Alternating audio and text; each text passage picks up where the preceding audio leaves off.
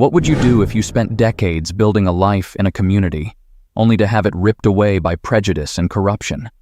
When an elderly black woman is harassed by police on her own porch, the last thing anyone expects is for her son to arrive and turn the entire situation upside down. But what secret does he hold that leaves everyone speechless? And can it bring justice to a neighborhood under attack? Before we dive into today's story, let us know in the comments where you're watching or listening from, and don't forget to subscribe to our channel. It was a quiet summer afternoon in a neighborhood just outside of Birmingham, Alabama. On a narrow street lined with small old houses lived 76-year-old Evelyn Carter. Her home stood out from the rest, not because it was the largest or the most modern, but because it was the only one that seemed truly lived in. The paint on the siding was chipped, the porch was worn, but the garden was a thing of beauty. Flowers of all colors bloomed there, a tribute to the care she had given to her home over the past 50 years. Evelyn, with her silver hair and deep brown skin, was sitting on her porch as she did most afternoons. She rocked gently in an old wooden chair, a cup of iced tea resting on the small table next to her. The heat of the day was heavy, but she didn't seem to mind. Her eyes were fixed on the world outside, taking in the changes that had slowly swept through her neighborhood. She remembered a time when every house on her street was filled with families like hers. Black families who had worked hard to build their lives. But things had changed. Over the past decade, new faces had moved in, many of them younger, and most of them white. The neighborhood wasn't what it used to be. The sense of community had faded, and in its place, there was something she couldn't quite name: distance, discomfort. On this particular afternoon, Evelyn noticed one of her newer neighbors walking by. She'd seen the woman before, always with her little dog, always brisk, never stopping to say more than a polite, "Hello." Evelyn watched as the woman passed, but something in her eyes told her this time was different. The woman, her name was Rebecca, quickened her pace, glancing back over her shoulder as if she were nervous. Evelyn felt a familiar heaviness in her chest, a reminder of how much things had changed. She looked down at her garden, trying to shake the feeling. She'd seen enough in her lifetime to know when someone was uncomfortable around her. But at 76, she had long stopped trying to understand why. She had faced too many battles in her life to let this one settle deep. "They'll never know what it was like," she whispered to herself. Before she could dwell on it, the sound of sirens broke the stillness of the afternoon. Evelyn's eyes darted up as two police cars sped down the street. She sat up straight, her heart racing. What was happening? Her hands gripped the arms of the rocking chair as she watched the cruisers stop just a few houses down, right in front of Rebecca's home. 3 officers stepped out of the cars, their faces serious, their movements quick. Evelyn watched in silence as Rebecca hurried down her front steps, gesturing wildly, pointing in Evelyn's direction. A chill crept through Evelyn, though the heat still pressed down heavily. She couldn't hear the conversation from where she sat, but she could feel it. The suspicion, the fear. She had seen this before. The officers turned and began walking toward her house. They moved slowly, deliberately, like predators closing in on prey. Evelyn's pulse quickened, but she held her ground. After all, she had done nothing wrong. This was her home, her porch, her life. She wasn't about to let fear take that away from her. The lead officer, a tall man with close-cropped hair, stepped up onto her porch, his eyes cold and unreadable. "Ma'am," he said, his voice sharp, "we've had a report of suspicious activity in the neighborhood. A resident said they saw someone matching your description looking into windows." Evelyn blinked, caught off guard by the absurdity of the accusation. She had been sitting on her porch all afternoon. "I've been right here," she said calmly, her voice steady despite the rising tension. "I haven't moved from this spot." The officer's eyes narrowed.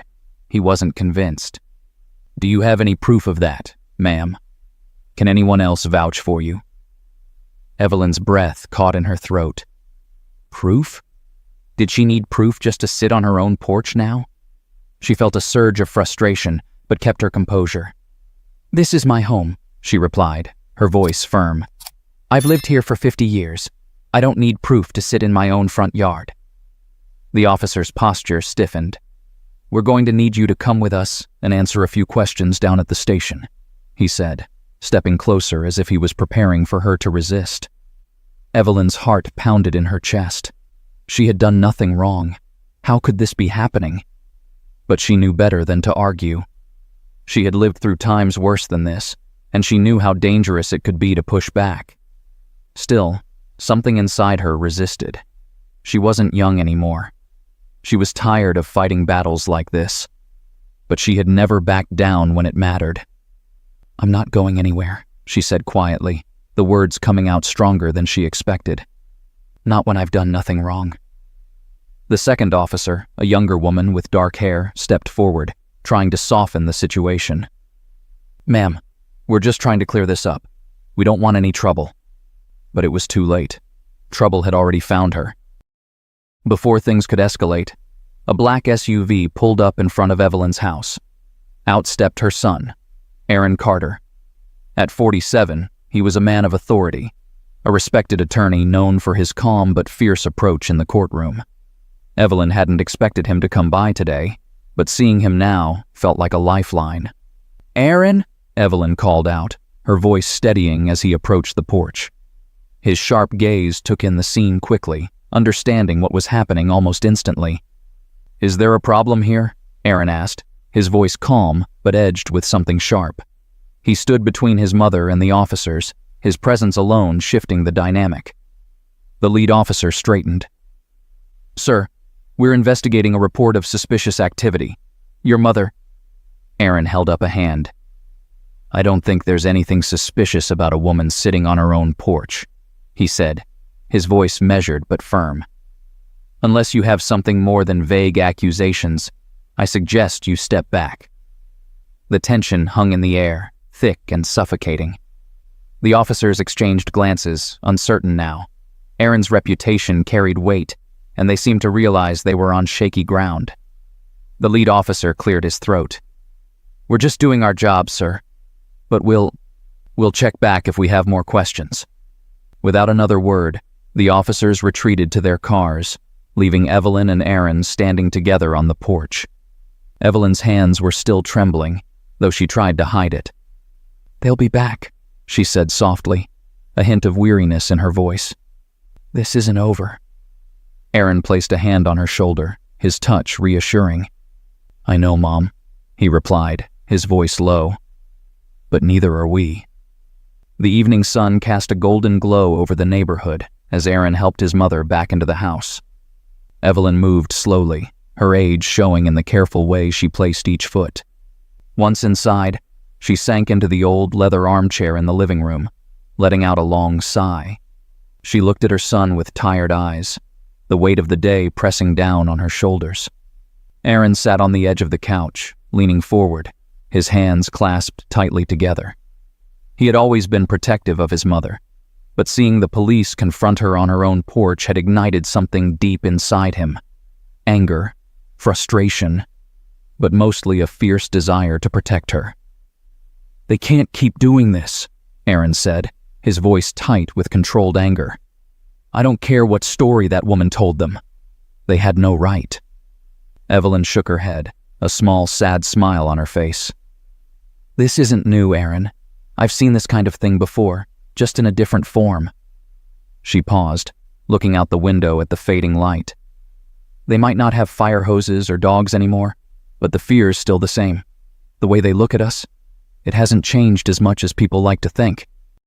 Aaron clenched his jaw, a sharp exhale escaping him.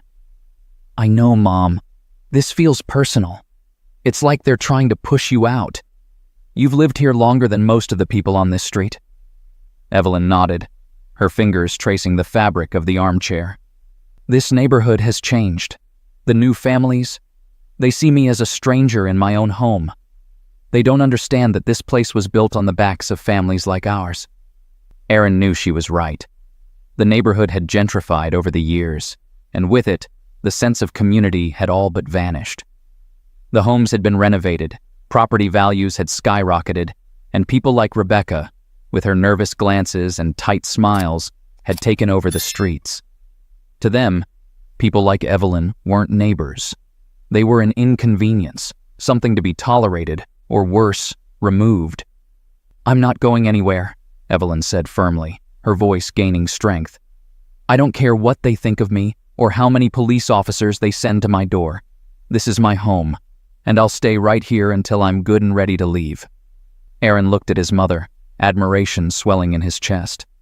She had always been strong, always faced life's challenges with a quiet dignity that he could only hope to emulate. But this was different. This wasn't just about staying strong. It was about fighting back. "You don't have to fight this alone," he said softly. "I'll be here every step of the way." Evelyn smiled at him, her eyes softening. "I know you will, Aaron. But this is more than just us.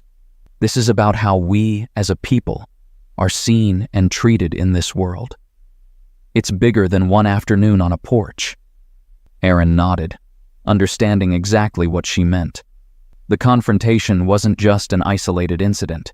It was part of a much larger problem, one that had been festering for generations. His mind raced as he thought about what could be done, what steps they could take to ensure that this didn't happen again. Not to his mother, not to anyone. The phone rang, breaking the silence. Evelyn looked at it with mild surprise. They rarely got calls at this hour, and the tension of the day made the sound all the more jarring. Aaron reached for the phone and answered it, his voice cautious. "Hello? Mr. Carter?" The voice on the other end was low, unfamiliar, and carried a note of urgency. "This is he. This is Officer Jackson. I'm calling regarding the incident that took place earlier today involving your mother. I think we need to talk." Aaron's brow furrowed in confusion. He had expected more hostility, not a phone call with a tone that suggested something more serious than he had anticipated. "I'm listening," Aaron replied, sitting up straighter, his body tense. There was a pause on the other end before Officer Jackson spoke again. "Look, I can't talk too much over the phone, but there are things about today's events that you should know. This isn't the first time something like this has happened in your mother's neighborhood. I'm not saying it's right, but there's a pattern here." Aaron's heart skipped a beat. A pattern? He had known something felt off, but to hear it confirmed by a member of the police force was unsettling. "What do you mean by a pattern?" Aaron asked, his voice lowering. "I can't say much more right now," Jackson continued, his voice now hushed, as if he didn't want anyone else to overhear. "But if you want to know more, meet me tomorrow morning at Southside Diner. 7 a.m. Don't be late." The line went dead before Aaron could ask any more questions. He stared at the phone, the dial tone humming in his ear, a pit forming in his stomach. "What was that about?" Evelyn asked, her voice soft but concerned. Aaron hesitated, unsure of how much to tell her. "It was one of the officers from earlier," he finally said, setting the phone down. "He says there's more to what happened today than we know." Evelyn frowned. "More?" Aaron nodded. "He wants to meet tomorrow. Something about a pattern in the neighborhood." Evelyn's eyes darkened, her lips pressing together in a thin line. She had lived long enough to know that patterns were rarely harmless, especially when it came to how people of color were treated in neighborhoods like hers. She had seen it before. Whispers, accusations, and then things would change. People like her would disappear, pushed out one way or another. "You're going to meet him?" she asked, though she already knew the answer.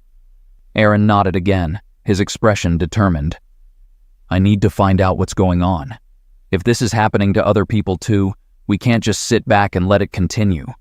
Evelyn looked at her son, her heart heavy with both pride and fear. She knew he was right.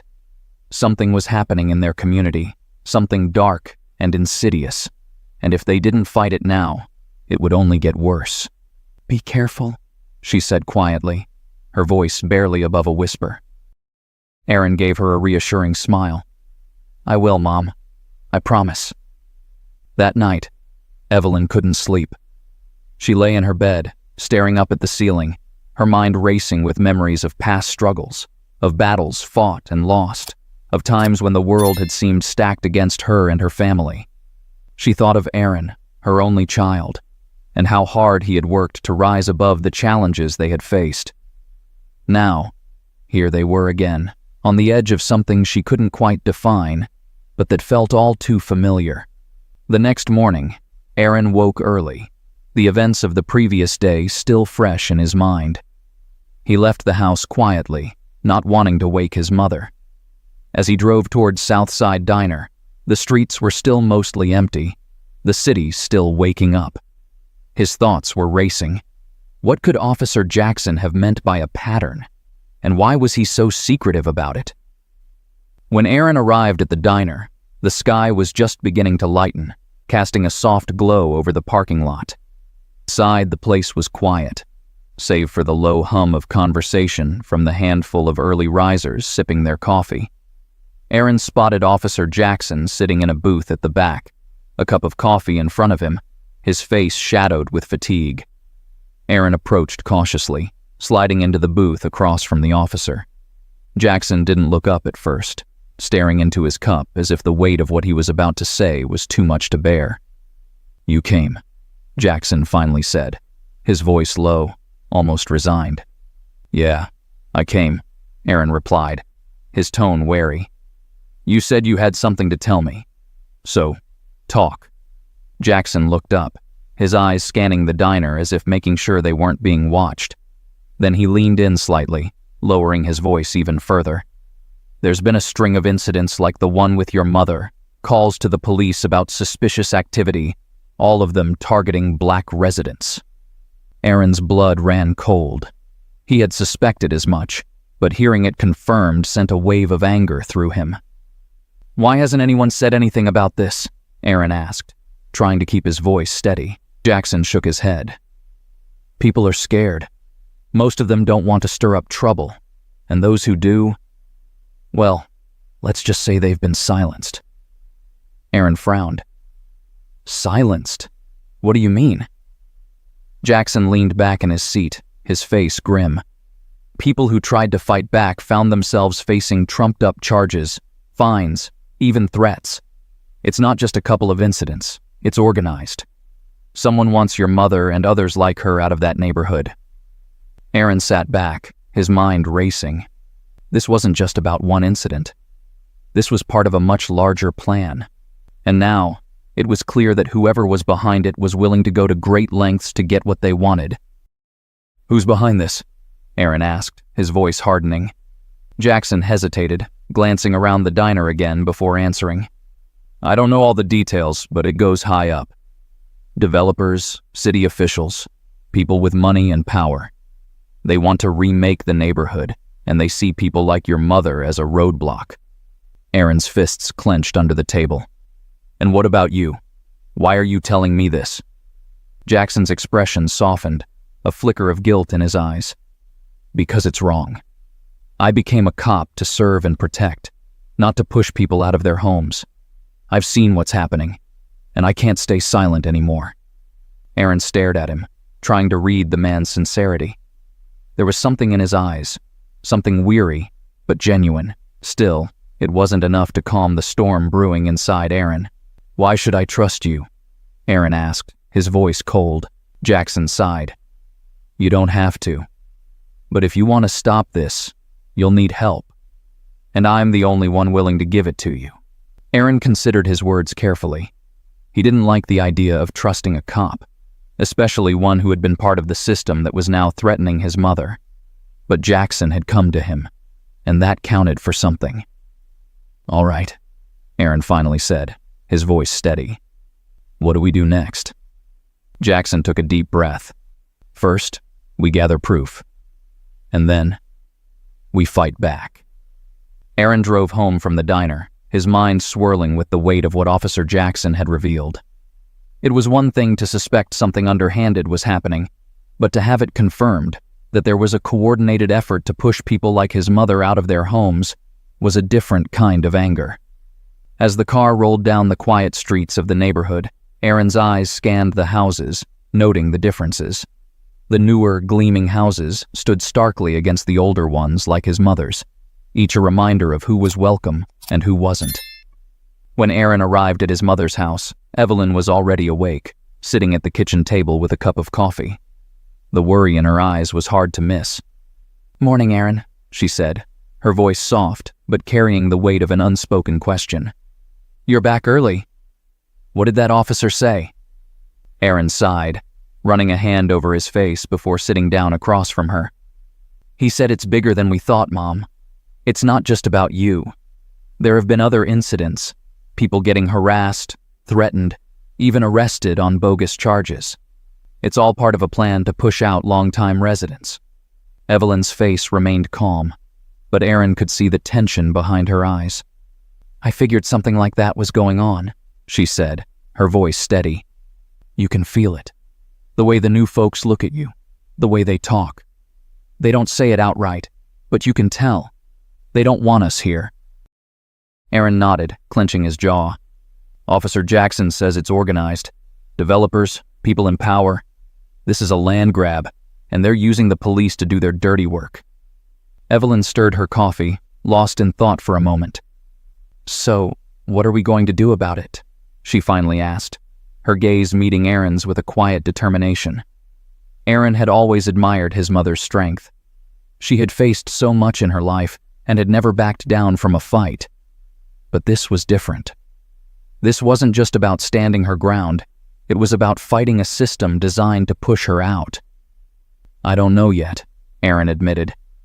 "But Jackson said he's willing to help us gather proof. He's seen things, and he's willing to speak up. We'll need more than that, though. If we're going to fight this, we'll need a legal case, something solid." Evelyn nodded, her eyes hardening. "I've been through enough to know that justice isn't always easy to come by, but I'm not going anywhere without a fight. This is our home, Aaron. I raised you here. Your father and I worked for years to build this life, and I'm not going to let anyone take it from us." Aaron reached across the table and took his mother's hand. "We're not alone in this, Mom.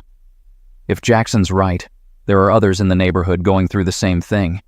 We can get them involved, too. Make this bigger than just one case.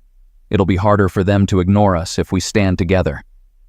Evelyn smiled, though there was a sadness in her eyes. "It's always been like this, hasn't it? We've always had to fight for our place. But you're right. We're stronger when we stand together." Aaron felt a swell of pride in his chest. His mother had been through so much, more than most people could even imagine, and yet she remained unshaken. He knew that whatever came next, they would face it together. The next few days passed in a blur of planning and preparation. Aaron and Evelyn reached out to their neighbors, those who had lived in the community for decades, like Evelyn, and those who had experienced similar harassment from the police. The more people they spoke to, the more the pieces of the puzzle began to fall into place. Nearly everyone had a story to tell. There was Mr. Harris, who had lived down the street for 40 years. He had been fined multiple times for minor code violations, things that newer residents never seemed to get ticketed for. Then there was Mrs. Johnson, who had been stopped by the police twice while walking to the grocery store, accused of loitering in her own neighborhood, and the stories kept coming. The pattern was clear, and the anger in the community was growing. Aaron knew they needed to act quickly. The longer they waited, the more ground they would lose. He spent his days meeting with other residents, gathering testimonies and researching legal avenues they could pursue. Every evening, he would return to his mother's house, his mind buzzing with new information and the weight of responsibility pressing on him. Evelyn, for her part, stayed busy too. She continued her routine, tending to her garden, volunteering at the church, and making sure that Aaron didn't carry the burden alone. She was determined to stay strong, even as the threat of losing her home loomed larger each day. One evening, as they sat together on the porch, Aaron turned to his mother, his expression serious. "We've got enough now, Mom. Enough to make a case. I've spoken to a civil rights attorney in town. She's willing to take it on." Evelyn looked at her son, a small smile playing on her lips. "Good," she said quietly.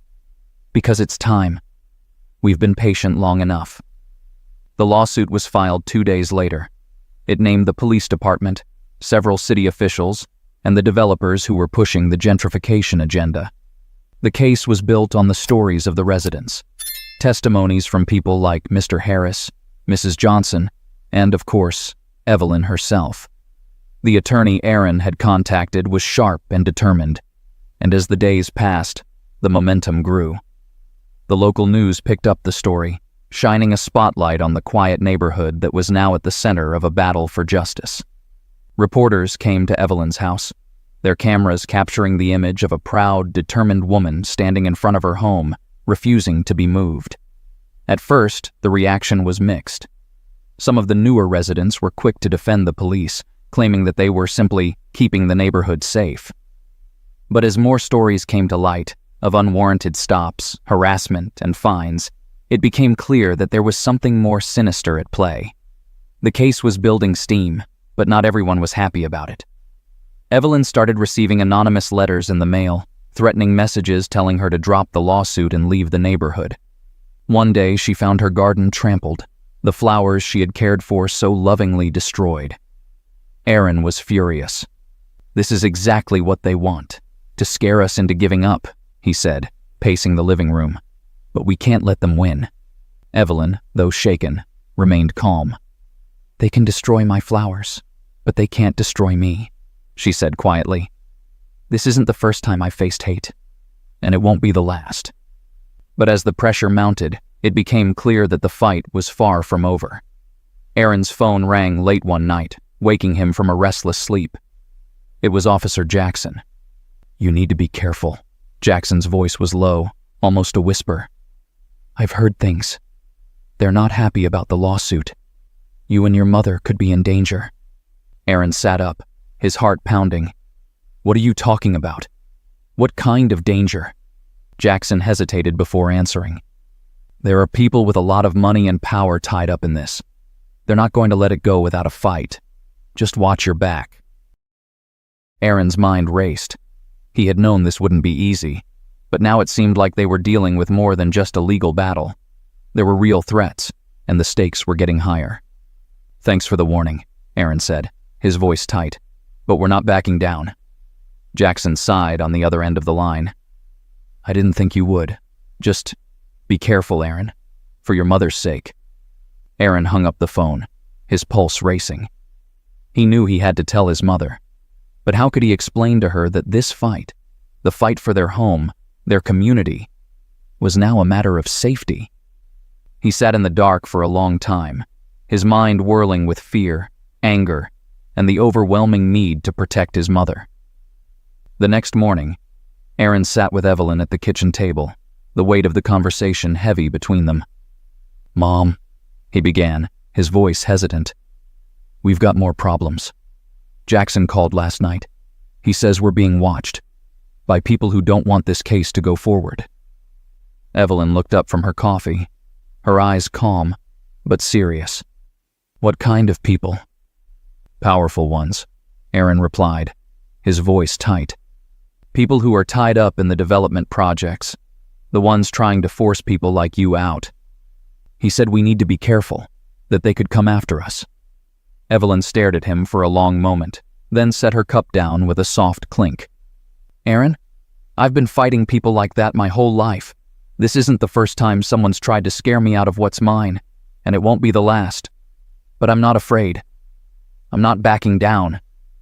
Aaron admired his mother's strength, but he couldn't help the knot of fear that twisted in his gut. He had seen too many cases like this go sideways. Too many people get hurt because they underestimated the lengths others would go to protect their power. "I know, Mom," he said quietly, "but we need to be smart about this. We're dealing with people who don't play by the rules." Evelyn smiled, a small, sad smile that spoke of years of experience. "Aaron, the rules were never made for people like us. But that doesn't mean we stop fighting." The days that followed felt like a test of endurance, not just for Evelyn and Aaron, but for everyone involved in the lawsuit. The community had rallied together, their shared frustration boiling over into a collective resolve to fight back. Each new development in the case drew more media attention, and the once quiet neighborhood became a symbol of resistance. But as the case gained momentum, the threats became more frequent, more personal. One morning, Evelyn found a spray-painted message on her front door. "Leave or else."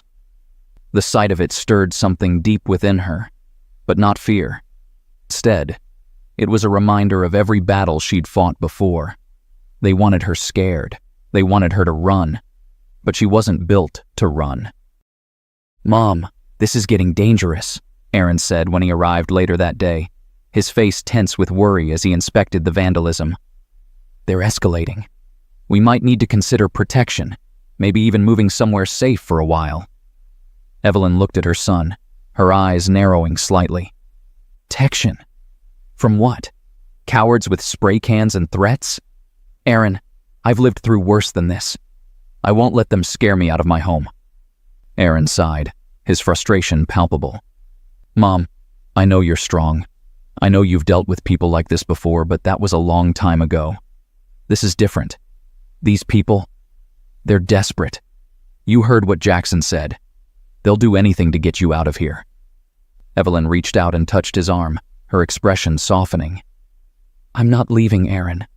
This is my home, and I'll stay here until the Lord calls me. If I leave now, what message does that send? That they can bully us into submission? No, I won't do that." Aaron ran a hand through his hair, feeling torn between his need to protect her and his admiration for her unwavering courage. "All right," he finally said, "but we're taking precautions. I'll stay here with you from now on. We'll get cameras, alarms, whatever it takes to keep you safe. But if things get worse, you have to promise me we'll reevaluate." Evelyn gave him a small nod. "If it makes you feel better, then fine.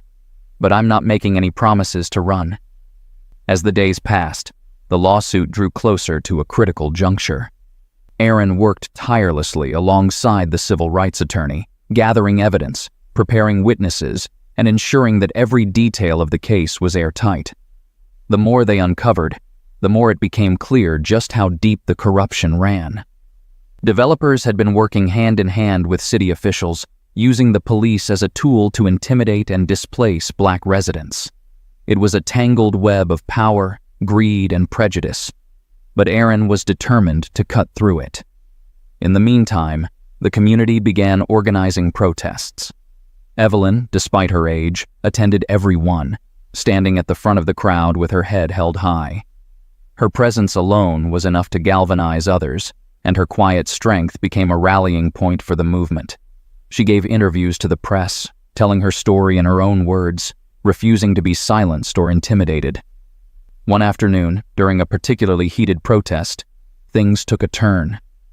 As the crowd gathered in front of City Hall, tensions flared between the protesters and a group of counter-demonstrators, people who believed the gentrification was a sign of progress, not oppression. Words were exchanged, insults were hurled, and before long, shoving began. The police, standing on the sidelines, seemed hesitant to intervene. Evelyn watched the chaos unfold, her heart pounding. She had seen this kind of thing before. She knew how quickly peaceful protests could turn violent. She stepped forward, her voice cutting through the noise. "Stop!" she called out, her voice clear and commanding. The crowd hesitated, turning toward her. "This isn't how we win," she continued, moving to the front of the protesters. "We don't fight hate with hate. We don't let them drag us down to their level. We stand together, peacefully, and we make our voices heard. That's how we win." Her words had a calming effect, and slowly, the tension in the air began to ease. The counter-demonstrators backed off, and the protesters regrouped, their resolve stronger than ever. That night, as Evelyn sat on her porch with Aaron, she felt a sense of peace. Despite the fear, despite the threats, she knew they were on the right path. She looked at her son, who had grown into a man she was endlessly proud of, and felt a deep sense of satisfaction. "You did good today, Mom," Aaron said, breaking the comfortable silence. "You kept things from getting out of hand." Evelyn smiled. "I just said what needed to be said. Sometimes people need to be reminded of what we're really fighting for." Aaron nodded, his gaze thoughtful. "I've been thinking about that a lot lately. about what this all means. It's bigger than just keeping our homes.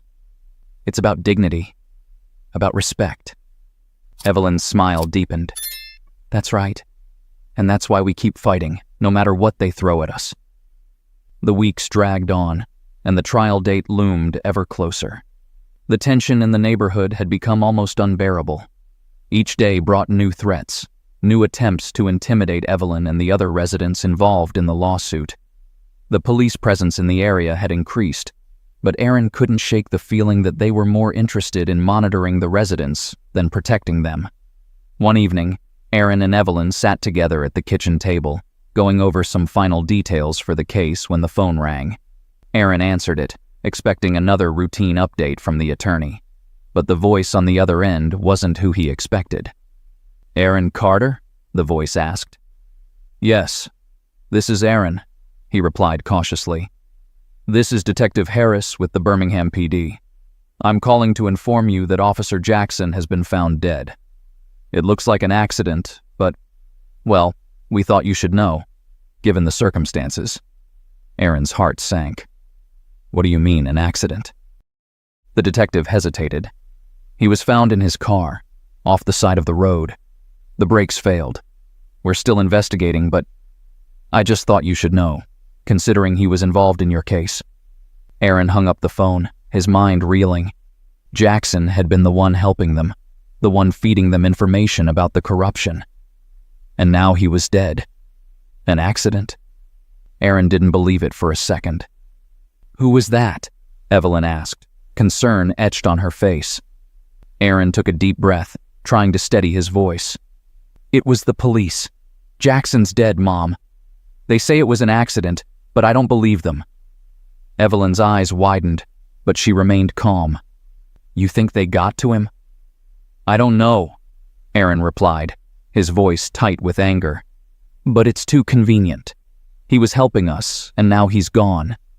Evelyn sat back, her expression unreadable. "So what do we do now?" Erin clenched his fists, his mind racing. "We keep going. We're too far into this to back down now. But we have to be careful. If they're willing to go this far, there's no telling what they'll do next." Evelyn nodded slowly. "Then we watch each other's backs, and we finish what we started." As the trial began, the courtroom was packed with spectators, reporters, and members of the community.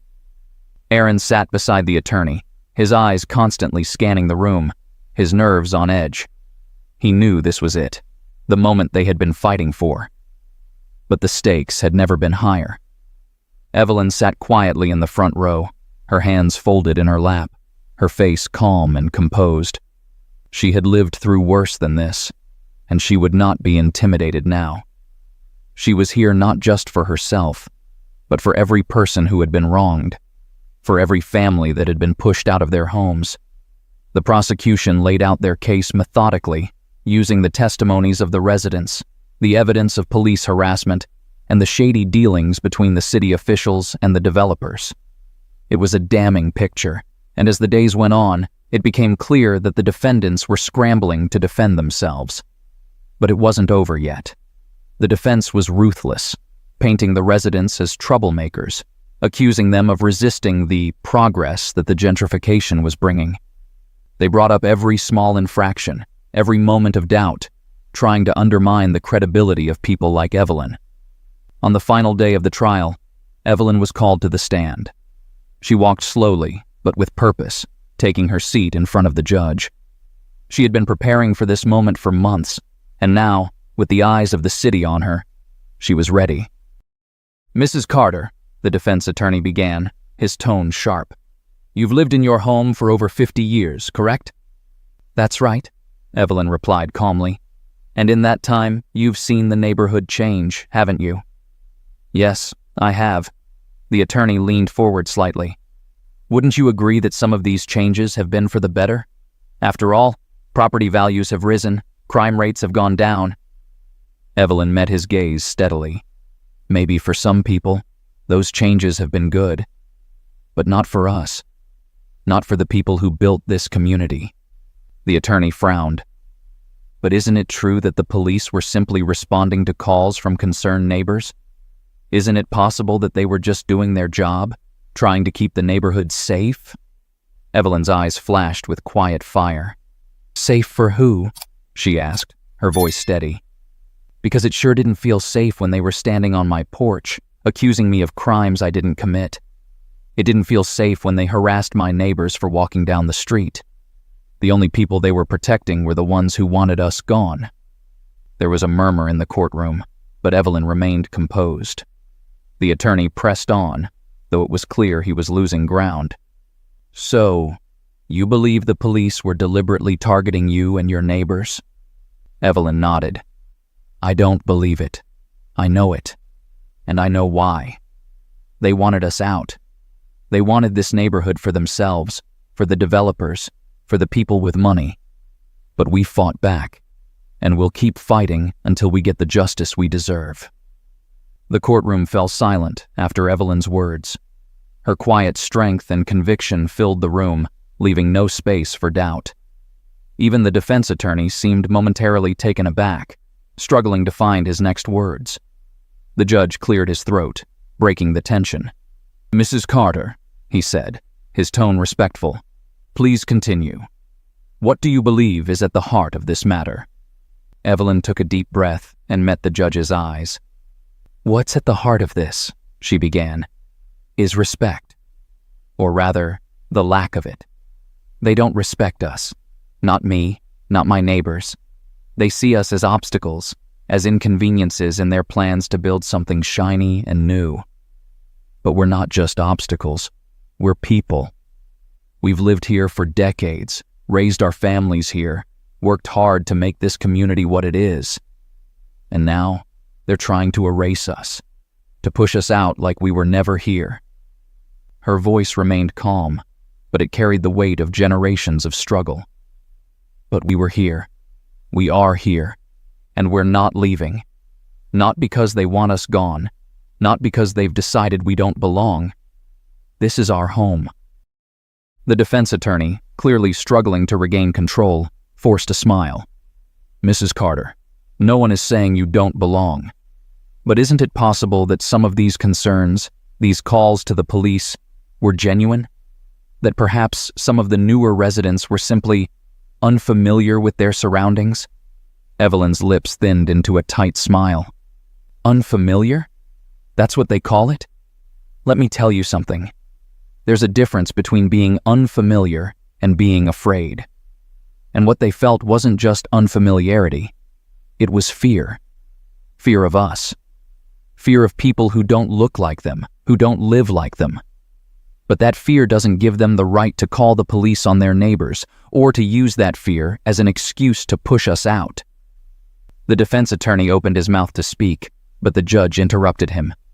Thank you, Mrs. Carter, he said, his voice firm but kind. You may step down. Evelyn stood and walked back to her seat, her head held high. Aaron watched her, a deep sense of pride welling up inside him. His mother had always been his rock, but today she was something more. She was a symbol of everything they were fighting for. The trial dragged on for another week, each side making its case. The media coverage only grew, with reporters swarming outside the courthouse every day. The residents who had joined the lawsuit stood together, a united front against the forces trying to dismantle their community. Aaron spent his days in the courtroom and his nights going over legal strategies with the attorney. The pressure was mounting, and he could feel the weight of it pressing down on him. But he refused to let it break him. He couldn't. Not when so much was at stake. Then, finally, the day came. The courtroom was packed as the judge took his seat.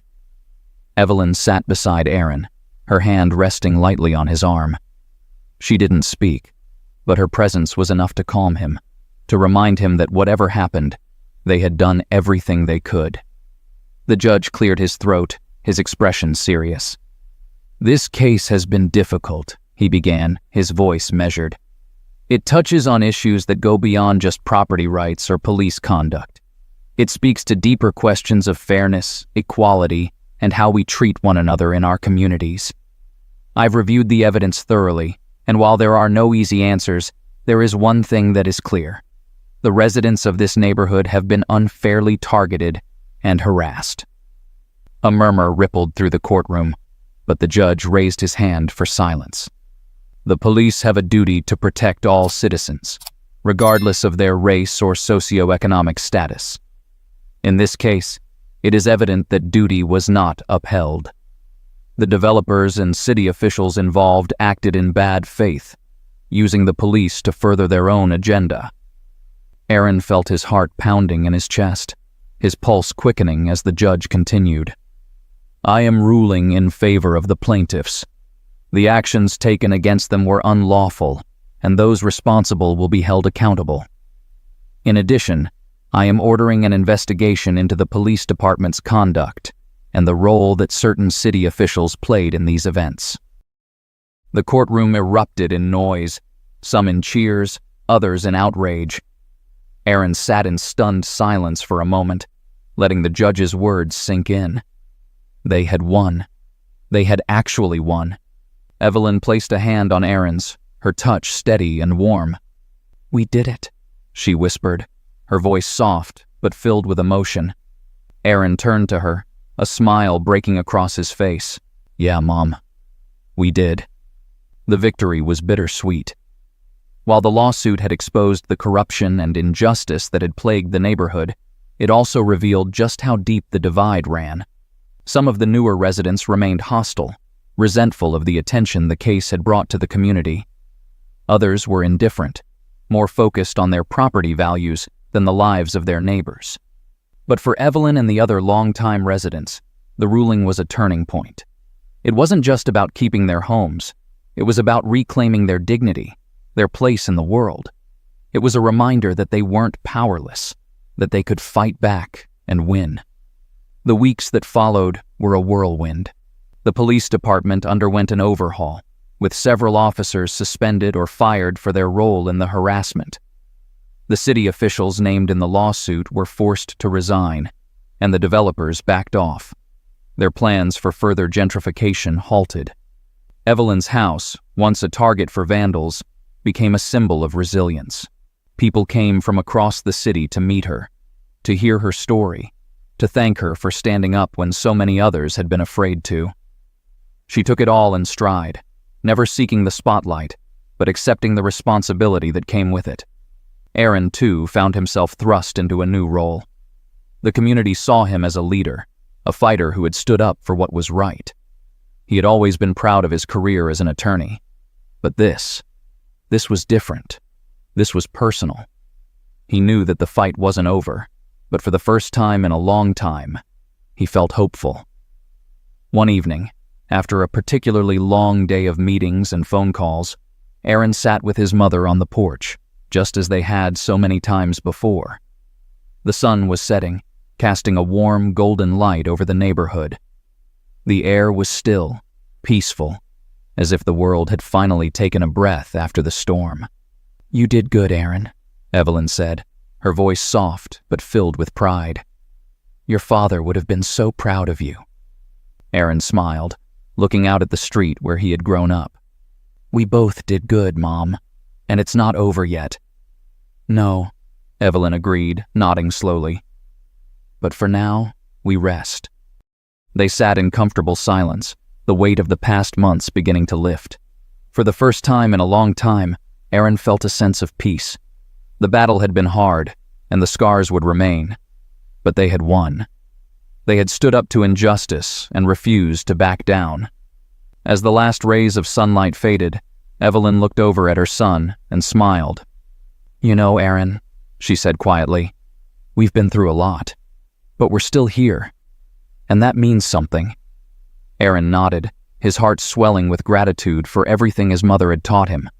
Yeah, Mom, he said softly. It means everything. The neighborhood didn't change overnight. There were still tensions, still divisions, but there was also something new, a sense of possibility. The people who had fought for their homes, who had stood together in the face of adversity, knew they could make a difference. They had done it once, and they could do it again. Evelyn continued to be a pillar of strength, not just for her family, but for the entire community. People came to her for advice, for comfort, for guidance, and she gave it freely, with the same quiet wisdom she had always possessed. Aaron, too, found himself taking on a new role as an advocate for others who were facing similar struggles. He became a voice for those who couldn't speak for themselves, using his legal skills to fight for justice in neighborhoods across the city. But through it all, they never forgot where it had started. On that quiet porch, in that simple house, in a neighborhood that was theirs. They had faced down fear, prejudice, and greed, and they had won. And in doing so, they had proven something that went far beyond property lines or legal victories. They had proven that no matter how hard the fight, no matter how powerful the forces against them, they would always stand together. Because that was what it meant to be a community. That was what it meant to be family. As the stars began to twinkle in the darkening sky, Evelyn leaned back in her chair, her eyes closing as a gentle breeze whispered through the trees. "It's been a long road, Aaron," she said softly, her voice almost a sigh. Aaron nodded, his gaze fixed on the stars. "It has, Mom. But we made it." And in that moment, under the quiet Alabama sky, they knew they had.